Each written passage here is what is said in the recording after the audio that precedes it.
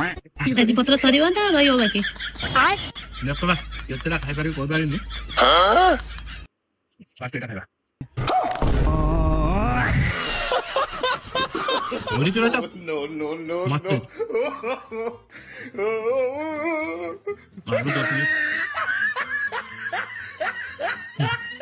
ଆଳୁ ଚଟଣି ଟମାଟୋ ଚଟଣି ହେବା ରସୁଣର ଯୋଉ ଫ୍ଲେଭରଟା ଆସୁଛି ମାନେ ମାଷ୍ଟର ସାହେବ ଦେଖି ଦେଖି ଯାହା ମାଗଣା କି ଦେଲେ ଭଲ ଜିନିଷଟା କରୁଛି। ମାଷ୍ଟର ସେଫ୍ ରେ ବାଇଗଣ ଚଟଣି କରିଛି କି?